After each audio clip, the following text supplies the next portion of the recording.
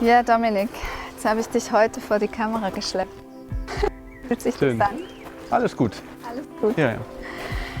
Freut mich. Ja? Ja, das ist schön. Wir kennen uns ja schon sehr, sehr, sehr lange. Sind Ja. lange befreundet. Ich glaube, unsere Freundschaft hat angefangen, da warst du noch im Medizinstudium, stimmt das? Vermutlich, ja. Ja, ich Im Ende denke des schon. Medizinstudiums. Eigentlich kennen wir uns seitdem unsere Kinder geboren sind, oder? Dann intensiver, ja. Genau, so richtig. Ich Ja, war ja genau. vorher mit deiner Frau schon eng Ja, befreundet. genau. Ja. Ja, genau, da habe ich noch studiert dann. Ja. Ja. Ja, und für mich ist das natürlich super interessant, weil du eben, wie gesagt, Medizin studiert hast und ich habe das nicht studiert. Aber die letzten Jahre sehr damit beschäftigt und mich in einem Umfeld der Mediziner bewegt habe. Ja. Aber auf der Seite des Patienten. Hier bei Chronisch Ehrlich ist es mir so wichtig, dass Mediziner, Ärzte, Spezialisten, Therapeuten und aber auch Patienten zusammen in einen Dialog kommen. Und auf so, Sehr einen lobenswert, ja. ja, auf so einen Dialog mit dir freue ich mich jetzt sehr. Ja, ich freue mich auch. Genau, du hast es ja auch ein bisschen mitbekommen. Ja, ich war ja krank und bin immer kränker geworden. Ja. Und wie war das für dich so, wenn man selber Medizin studiert hat und dann merkt man, Freunde sind erkrankt oder im Familienkreis? Da entstehen bestimmt auch lustige Situationen, man wird irgendwie angehauen. Ja, also ich meine, bei dir speziell, da habe ich das so ein bisschen aus der Ferne mitbekommen. Du hast mich ja freundlicherweise nicht die ganze Zeit damit belästigt, sozusagen. Gern geschehen, gern geschehen. Nee, aber also genau, ich fand dann halt spannend, so die Milestones, über die können wir ja dann später vielleicht noch ein bisschen reden bei dir. Aber jetzt so im Bekanntenkreis, Familienkreis ist es halt immer so, wenn man halt Medizin studiert, dann ist man schon ein ausgewiesener Experte. Ja? Und wenn man dann auch noch wirklich das Studium abgeschlossen hat und in der Praxis anfängt zu arbeiten, bei mir war es noch ein bisschen anders, ich war erst noch in der Forschung, aber dann ist man einfach der Ansprechpartner, wenn es um gesundheitliche Dinge geht, die man jetzt irgendwie gerade dem Hausarzt nicht, die Fragen, die man dem Hausarzt nicht stellen wollte oder so. Oder nicht konnte, weil Wochenende ist und gerade Familienfeier und sowas. Ne? Genau. Oder Dinge, die einfach super peinlich sind. Zum Beispiel, ja. Schöne Anekdote, ja. Darf ich die erzählen? Ja, natürlich. Ja, klar. Also pass auf, da treffe ich direkt nach Abschluss meines Studiums, da habe ich gejobbt als Blutabnehmer. In irgendwo bei einem größeren deutschen Automobilhersteller. Die haben so einen Gesundheitscheck angeboten für ihre Mitarbeiter und dann treffe ich dort auf den Vater eines uralten Freundes, damals jetzt Bekannten, der sagt, Mensch, Dominik, du hast da Medizin studiert. Du, ich habe da seit einigen Wochen so ein Jucken am After. Hämorrhoiden. Und Hämorrhoiden, das war tatsächlich dann auch meine Diagnose. Aber es war einfach schon, also das verdeutlicht vielleicht das, was du sagst. Es kommt immer wieder zu etwas schrägen Situationen. Wir hatten uns jahrelang nicht gesehen, aber er wusste, ich habe Medizin studiert und Arztgeheimnis und jetzt genau, raus. Jetzt fragen wir ihn mal. Sehr, sehr witzig. Ja. Ja, das heißt, man kommt da so in eine Expertenrolle, eben im Freundes- und Bekanntenkreis. Und Eigentlich ein bisschen zu Unrecht, ne? Muss man sagen. Ja, warum zu Unrecht? Naja, ich meine, du bist ja deswegen, nur weil du so und so viele Jahre was studiert hast, bist du ja kein Experte für irgendwas. Ne? Aber die Leute nehmen das an. Ja, gerade in der Medizin. Also das ist ja so komplex und jeder Mensch ist so individuell. Und dann müsste man ein Allheilmittel für jede einzelne Situation kennen. Genau, so einfach Experte für alles. Ne? Ja. Und ja, also insofern, du hast schon recht, das sind komische Situationen, aber das, wie du auch vorher so nett gesagt hast, wir haben uns ja schon ein bisschen unterhalten heute. Es ist ja eigentlich ein lebenslanger Lernprozess und das muss man natürlich auch berücksichtigen. Also wenn man sich mit einem Arzt auseinandersetzt und den danach fragt, dann muss man, glaube ich, auch immer ein bisschen im Hinterkopf haben, kann sein, dass ich mehr weiß, sogar auf blöd, ne, als der jetzt gerade. Ja. Also ich glaube, das ist dir auch ein bisschen so gegangen. Ja, das ist natürlich so, weil man auf dem Feld, wo man Beschwerden hat oder eine Erkrankung, natürlich sich so einarbeitet Ja. und so viel recherchiert, dass man auf dem Feld ein Spezialist wird, ohne Abschluss. Absolut. Absolut, ja. Und der Allgemeinmediziner oder der Facharzt, der hat ja auch einfach nur sein Feld. Ja, und das ist ja gerade beim Allgemeinmediziner sehr breit, Ja, aber eben vielleicht nicht immer so ganz tief. Und natürlich versucht man das. Aber wenn da dann eben in der normalen Sprechstunde ein Patient mit so einem dicken Ordner kommt, ja, ist es erstmal eine ganz schöne Herausforderung, da jetzt in Kürze die wichtigsten Dinge zu erfassen, ja, und dann den Menschen auch irgendwie zu helfen, weil darum geht es ja. ja, also, und es ist natürlich so, wenn man chronisch erkrankt ist, dass man natürlich mit so einem Absolut. Ordner kommt, ja, ja. weil jede Untersuchung ergibt Blätter. Und Genau, das, was auch sehr oft passiert, ist, dass man austherapiert ist bei einem Facharzt und dann zu einem anderen Facharzt wie weitergereicht wird. Ja. Und da hast du auch erzählt, das ist natürlich so, man hat 40 oder mehr Patienten pro Tag. Gell? Ja, ja, Und genau. dann, wenn da jemand kommt mit so einem Ordner, ist das so, Erstmal herausfordernd, ja. ja, Ja. das schluckt man erstmal leer, oder? Genau, und das ist auch so ein bisschen unangenehm, weil gerade, wie wir gesagt haben, wenn es ein etwas komplexerer Fall ist, musst du ja eigentlich fast alles lesen, weil du musst ja die ganze Geschichte verstehen, die schon passiert ist. Du willst ja auch nicht dieselbe Untersuchung, dieselben Blutwerte, dasselbe Ultraschall vom Bauch oder so zum 10. Mal machen, sondern du hast ja schon den Ehrgeiz, dass du derjenige bist, der hilft. Das heißt, du musst alles lesen, du musst die Geschichte verstehen und das erfordert Zeit und die hast du in der Allgemeinpraxis jetzt nicht, muss man einfach sagen. Ja? Also, du hast 15 wenn Minuten. ja, und das ist ja schon gut gerechnet, weil es gibt ja eben die komplexeren Fälle, da nimmt man sich dann mal eine halbe, dreiviertel, sogar eine Stunde Zeit, wenn es wirklich schwierig ist. Das heißt aber, der andere Patient kriegt ja dann entsprechend weniger Minuten. Ne? Ja. Und, ja, genau. Ja, das ist krass. Also ich sehe auch die Seite des Arztes und nichtsdestotrotz muss ich halt immer wieder die Seite des Patienten beleuchten. Klar. Und da ist es ja schlussendlich, hast du das ja auch mitbekommen, dass bei mir, ich war bei den besten Ärzten, bei den besten Kliniken in München und aber auch hier in der Schweiz. Und schlussendlich hat mir eine Arzthelferin gesagt, Frau Bucher, schauen Sie, außerhalb. Und ich war ja so sauer, weil ich dachte, echt jetzt habe ich mich immer den besten Ärzten anvertraut und jetzt soll ich irgendwo anders hingehen. Ja. Und habe mich auf die Suche begeben und bin auf eine Ernährungsumstellung gekommen, Ja. die ich dann radikal umgesetzt habe. Das hast du ja auch beobachtet. Ja. Wie ist so etwas für dich, vor allem jetzt, wo du siehst, dass ich gesund Das bin? blühende Leben, ja. Ja, ist fantastisch erstmal, weil der Spruch, wer heilt, hat recht, ist, finde ich, einer der besten in der Medizin. Wichtig ist, was hier am Ende mit dem Patienten passiert, ne? Und dass er möglichst kein Patient mehr ist. Also Ja. cool.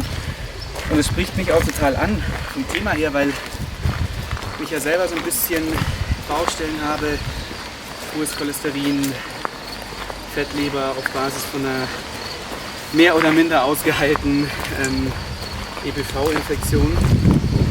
Und da kann ich auch aus dem Selbstexperiment sozusagen auch bestätigen, was du erfahren hast am eigenen Körper, dass halt Ernährung ganz klar ein zentraler Bestandteil unserer Gesundheit ist. Und das ist so selbstverständlich, dass man es eigentlich nicht sagen muss, aber offensichtlich doch sagen muss. Ja, weil, so wichtig, dass es gesagt wird. ja, genau. Und weil wir halt auch einfach als Schulmediziner echt wenig lernen. Ja, das ist Genau, leider auch so ein Punkt. warum wurde ich in all den Jahren nicht auf meinen Lebensstil und meine Ernährung angesprochen? Du wurdest gar nicht befragt diesbezüglich, oder? Nein, also gegen Schluss hatte ich schon Ja. in der Schweiz eine Ernährungsberaterin, da haben wir Foodmap gemacht. Das hat zwar die Symptome gelindert, aber ist eben nicht an die Ursache. Das heißt, ich hatte alle Unverträglichkeiten immer noch. Ja. Nee, aber bis dahin, 7 Jahre lang, kein Thema, obwohl Reizdarm. Ja, ja, ja. Ja, und das ist tatsächlich so ein Punkt. Also da darf die Schulmedizin, zu der ich ja auch gehöre sozusagen als Arzt, schon auch noch viel Neues dazulernen oder beziehungsweise Altgelerntes wiederentdecken. Ja.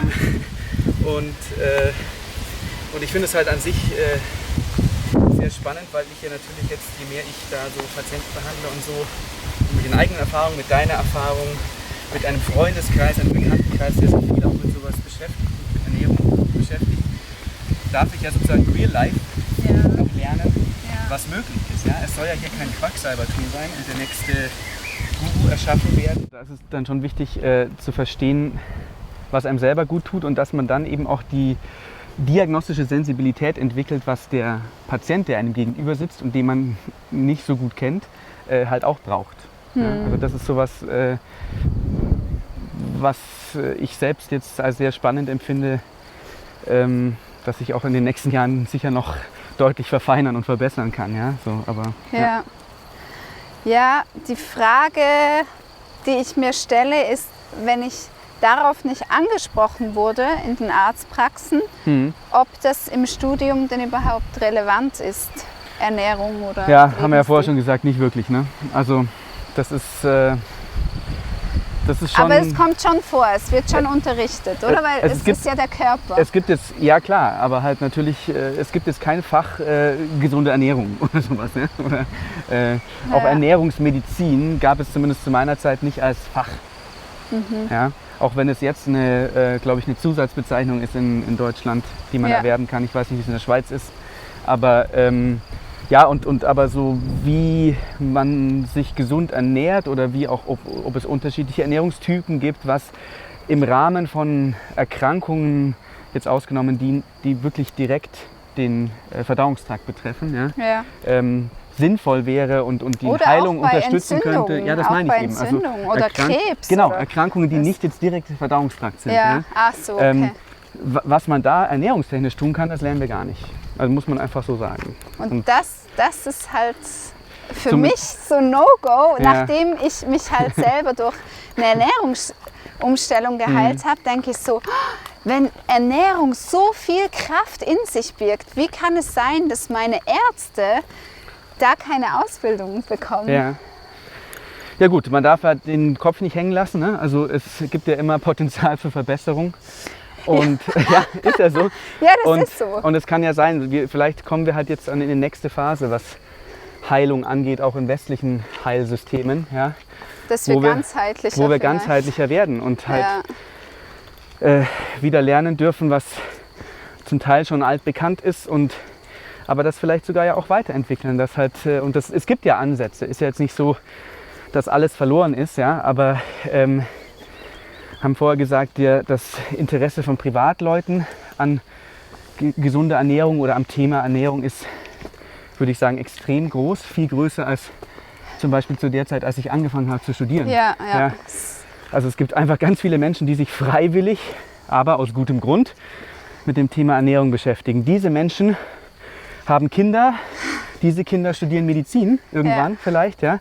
Und ich denke schon, dass die Offenheit, das irgendwie zu integrieren, sicher größer ist. Ja. Und trotzdem, klar, ist im Einzelfall immer extrem ärgerlich, wenn nach so einer langen Reise frustrierend, glaub mir. dann irgendwie die Ernährungsumstellung dann die Heilung bringt. Da denkt man sich, mein Gott, was ist denn davor gewesen alles? Ja, also, ja, genau. Bei mir selber ist ja auch so, ich habe ja auch eben mit meinen Cholesterinwerten und so verschiedene Anläufe gemacht und ich muss sagen, dass halt so der gemischte Approach eigentlich jetzt halt wirklich extrem effizient war. Also ich habe sozusagen schulmedizinisch jetzt für die hohen Cholesterinwerte einen Lipidsenker genommen, habe aber auf komplette Alkoholkarenz, also kein Tropfen Alkohol und vegane Ernährung umgestellt. Ja. Habe mich noch an eine Episode Selleriesaft auch gegönnt. Und diese das Kombi, ist aber auch eher Ja. vom Umfeld inspiriert oder Absolut. hat dich da ein Hausarzt begleitet? nee, absolut vom Umfeld inspiriert. Also den Also Lipidsenker habe ich vom Lipid Hausarzt. hast du vom Hausarzt? Genau, ja, richtig. Und da hoffe ich, dass du davon auch mal wegkommst, weil das ja nicht wirklich die Lösung ist, die langfristige. Ja, genau, das denke ich auch. Aber also, ich glaub, damit will ich halt nur zeigen, es ist halt für mich immer schwierig, wenn alle die Wahrheit haben und man sich selber als der Betroffene zwischen Wahrheiten entscheiden muss. Ja. Letztendlich ist deine individuelle Wahrheit, die dich heilt, eben die individuelle, Punkt.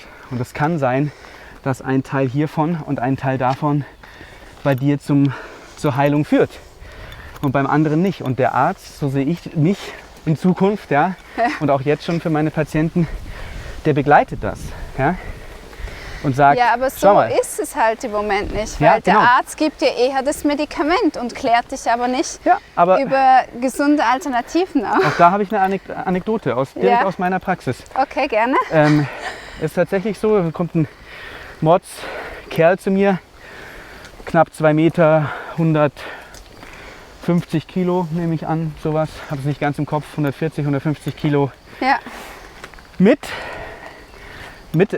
20, ja, mit seinem ersten Gichtanfall. Ja? Oh. Gicht ist ja einfach die Anreicherung von Harnsäure im Körper, die dann in den Gelenken ausfällt als kleine Kristalle und extrem schmerzhaft ist. ja. Er hat es an der klassischen Stelle, Großzehen, rechter Fuß, soweit ich mich erinnere. Also der kommt, hat Schmerzen und weiß überhaupt nicht, was los ist. Ja? Warum hat er auf einmal so Schmerzen? Ja, Wir haben Blut abgenommen, ich habe die stark erhöhten Harnsäurewerte gesehen und ihn erstmal symptomatisch behandelt, weil mit den Schmerzen, das ist halt fies. Ja? Also einfach Da mal hilft jetzt Beruhigung die- reinbringen. da hilft jetzt die Ernährungsumstellung gerade nichts für die Akutphase. Ja? Also Genau. nicht sofort. Erstmal, Du musst jetzt mal kurz den Schmerz blocken, ja. die Entzündung blocken, fertig. Also Auch, Klassischer- auch hier, dass auch dein Patient mal Vertrauen in dich hat, dass du es gut mit ihm meinst, oder? Weil wenn du jetzt mit einem riesen To-Do kommen würdest, das wäre du meinst ja so auch... Scheibchen, Ja, Salamitaktik. genau, das wäre ja auch nicht förderlich für eure Beziehung. Klar, Und also ich das- habe den zum ersten Mal gesehen. Ne? Ja, genau. genau. Ja. Also erstes Date für ihn und mich. Genau. Und aber auch Erstdiagnose einer Hyperurikemie, also einer Übersäuerung sozusagen oder Harnsäureanreicherung. Genau. Okay, also erstmal helfe ich ihm, es geht ihm besser. Ich habe ihm aber gleichzeitig noch was gesagt. Ich habe viele Werte abgenommen, weil ich nicht ganz wusste, woher weht der Wind. Und ganz ehrlich, es war auch mein eigenes Forscherinteresse bei so einem großen Prackel, wie man Ja. auf Bayerisch sagt, ja, rauszufinden, hat er noch andere Baustellen, Ja, die vielleicht interagieren mit dem, was er jetzt als Symptom hat. ja, Und natürlich hatte er erhöhte, was heißt natürlich, also er hatte in diesem Fall einfach blickdiagnostisch, lag ich richtig, erhöhte Fettwerte. Sein Blutzucker war grenzwertig und natürlich dieses schon deutliche Übergewicht, das sowieso klar war. Geraucht hat er Gott sei Dank nicht und ja. ja. Gut, und dann habe ich ihm sozusagen mitgegeben, das ist akut hier. Diese 2 Medikamente nimmst du, ein Schmerzmittel und ein bisschen Cortison. Leider musste ich verschreiben, was heißt leider, aber Cortison ist in manchen Fällen einfach ein super Helfer.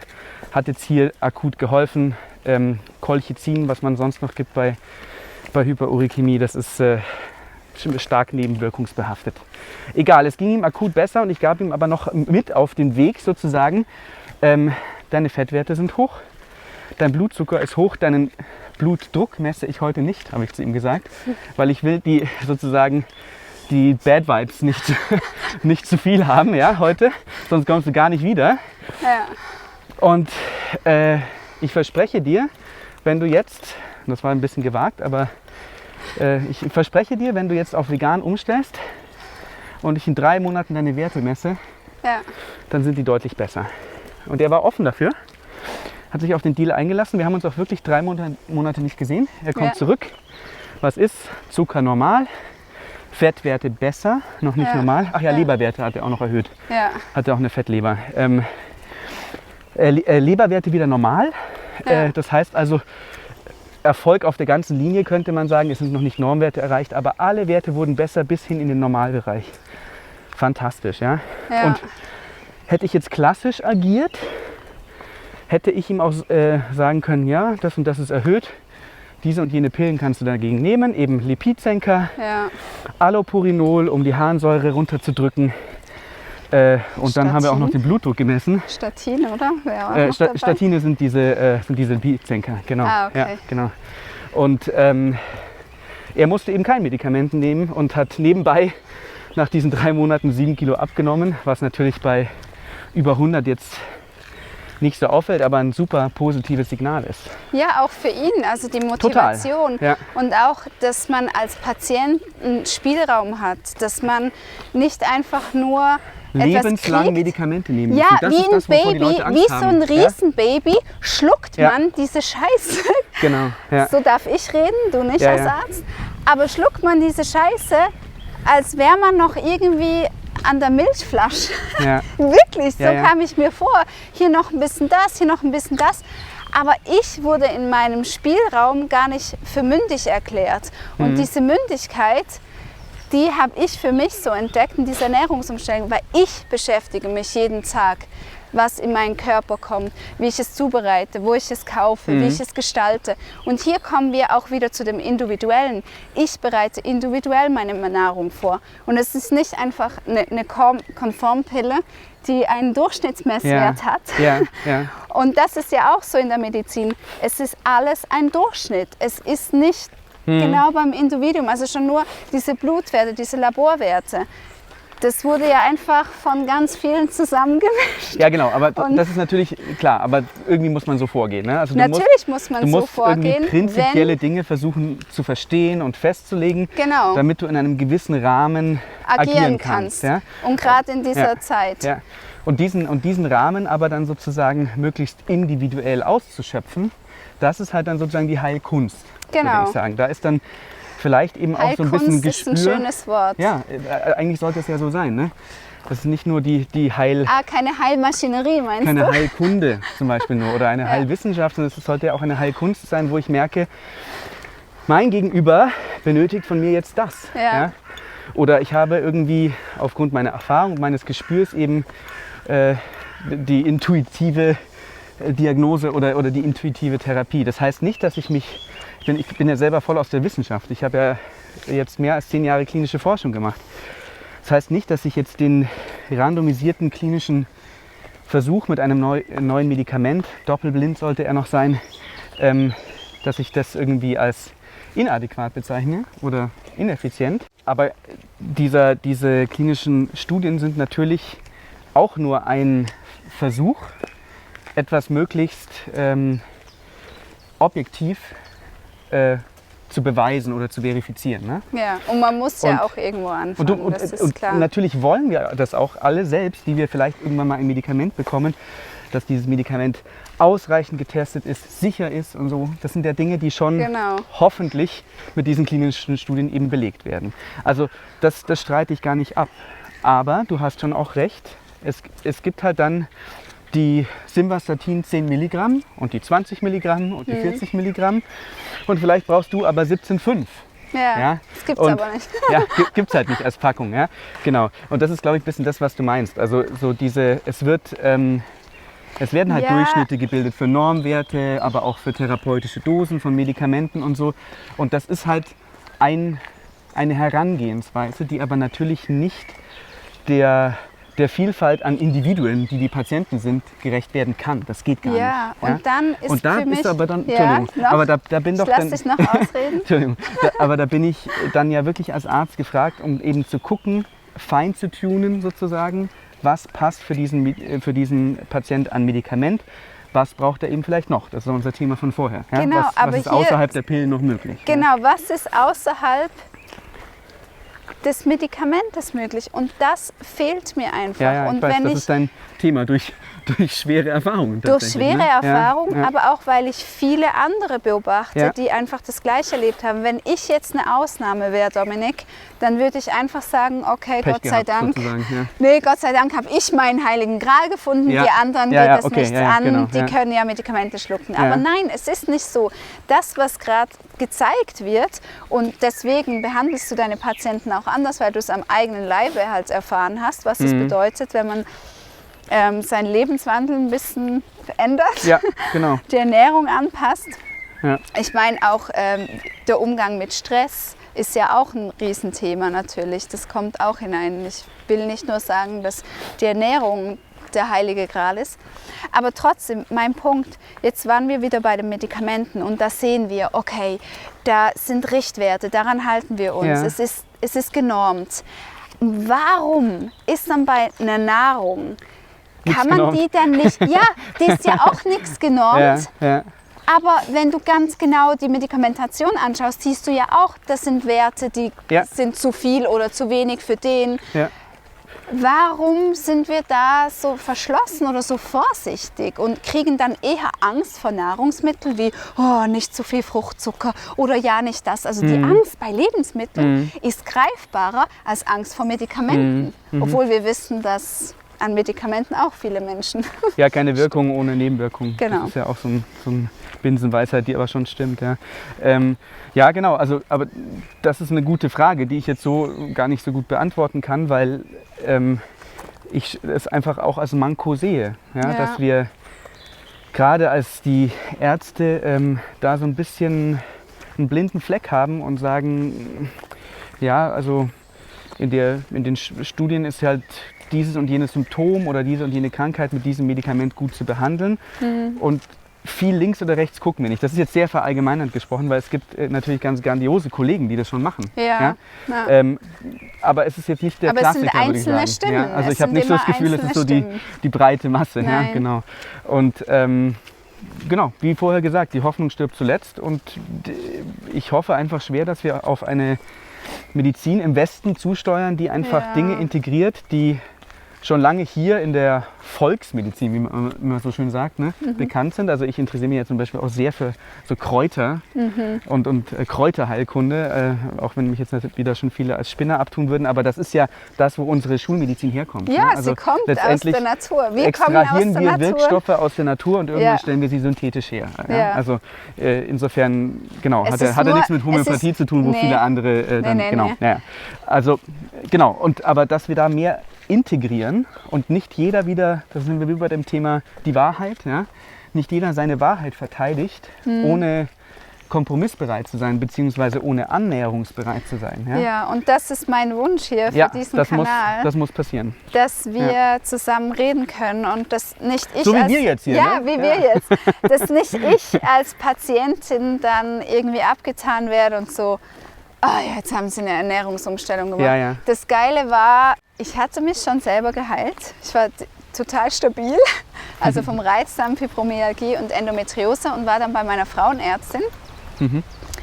Und sie hat dann nachgefragt und ich war so begeistert und sprudelte über und sagte halt, ja, ich habe da eine Ernährungsumstellung gemacht und ich habe keine Symptome mehr. Es geht mir so gut und ich habe auch die Pille abgesetzt und ich blute nicht mehr so stark und Ja. so weiter. Und dann hat sie so gesagt, interessant, was ist es denn für eine Ernährung? Und ich so, ja, ich ernähre mich jetzt vegan, Ja. glutenfrei, zuckerfrei und nehme auch kein Soja und kein Mais zu mir. Und dann entgleiten ihr die Gesichtszüge. Okay. Ja, aber da müssen Sie sich nicht wundern, wenn Sie gleich wieder einen Eisenmangel haben. Ja. Und woher nehmen Sie das Eisen? Und ich war so geschockt, dass sie so uninformiert war, über welche Nahrungsmittel Ja. ich Eisen zu mir nehmen Ja. kann als Veganerin, dass ich einfach gesagt habe, nee, ich weiß es schon, aber die war so aggressiv und geschockt, dass ich echt nicht mehr diskutieren konnte und Ja. dann sind wir irgendwie auseinandergegangen und ich bin dann nach Hause geradelt und war so tiefst geschockt, wie unaufgeklärt sie war. Ja. Und das ist irgendwie, das begegnet mir immer wieder, dass ein Arzt dann doch mich irgendwie verurteilt für diese Reise. Und dann aber wieder andere Ärzte, die richtig mit mir mitfeiern und sagen, wow, Ja. wie schön. Und das, wie du gesagt hast, der heilt, der hat recht. dieses Zelebrieren, und das wünsche ich mir so sehr, dass wir das wirklich anschauen, diese Erfolgsgeschichten. Und für den einen mag das bedeuten, für den einen ist es vielleicht ein Yoga-Retreat, was weiß ich, Genau, wo man wieder lernt, sich zu entspannen und richtig zu atmen ja. zum Beispiel. Und für den anderen ist es so eine Hardcore-Ernährungsumstellung und nicht gleich uns gegenseitig in irgendwelche Schubladen oder dass man sich minderwertig vorkommt, weil ein Arzt vielleicht jetzt eher die Pille verschrieben hätte oder das, sondern dass wir einander einfach wieder zuhören. Absolut. Die Weisheit mal sozusagen an den Nagel hängen und einfach mal zuhören und schauen, was man aus dem echten Leben lernen kann. Ja, das echte Leben. Ja, genau. Und das fand ich auch so schön, weißt du, Dominik, an deiner Geschichte, dass du Medizin studiert hast, aber dass du immer dein Umfeld beobachtet hast und daraus auch Sachen für dich angewendet hast. Und jetzt auch so, wie du Praxis lebst, als Mediziner, ist es ja beeinflusst von deinem Leben, von deinem Umfeld, allen Erfahrungen. That's my style, sozusagen. Ja. Und die anderen machen das anders. Und ich glaube, das ist wirklich, wenn sich Ärzte als Wissenschaftler begreifen, was sie zumindest zum Teil sind, ja, dann muss man wissen, Wissenschaft ist Beobachtung. Ja. Ja. Und das reinbauen, Beobachtung, Zuhören, dem Leben zuhören sozusagen, was es dir für Real-Life-Experimente vor Augen führt. Ja. Mit dir jetzt zum Beispiel als geheilte Patientin oder im Bekanntenkreis, im Freundeskreis, bei den Eltern, was man da alles lernen kann und das für sich umsetzen, integrieren in das Wissen, das tolle Wissen, was ich ja gelernt habe. Ja, unbedingt. Aber einbauen und somit dann zu einer für sich selbst schlüssigen und dann eben in der Interaktion mit deinen Patienten. Jeder Arzt hat ja die Patienten, die er verdient. Ja? Oh. Das heißt, nee, ist so. Also die finden dich. Okay. Ja? Mit denen das dann umsetzen. Ja. Was zu dir gekommen ist, scheint dann vielleicht, weil du so das weitergibst, auch gut für die zu sein. Ja? Ja. Zumindest zum Teil. Und das ist irgendwie, das wäre so ein Flow, den ich mir auch wünschen würde, mehr und nicht immer gleich Türe zu, weil dieses und jene Reizwort gesprochen wurde. Genau, ein Reizwort, genau. Ich zack, fertig. Vegan, bam, raus. Ja, B12, ja, genau. Genau. Ja, schön, also ich merke, wir verstehen uns. Ja, und so sollte es sein. Der Patient und der Arzt im Gespräch zusammen. Vielen Dank, dass ihr dabei wart und diesem Gespräch hier gelauscht habt, hier auf Chronisch Ehrlich, der Kanal, der ein Sprachrohr sein möchte und auch ist für chronisch Erkrankte und das Gesicht hinter der Krankenakte zeigt, aber auch das Gespräch mit Ärzten, Spezialisten und Therapeuten sucht. Denn ich glaube, wenn wir etwas verändern können, dann passiert das im Gespräch, im Beobachten und Zuhören, wie du so schön gesagt hast. Also abonniert gerne den Kanal, schenkt uns ein Like und kommentiert, wenn ihr Fragen habt oder Inspirationen. Wir freuen uns über all euer Feedback, wenn es positiv ist. Also bleibt nett, bleibt positiv, weil das ist echt ein positiver Kanal und der soll es auch bleiben. Bis dann, ciao.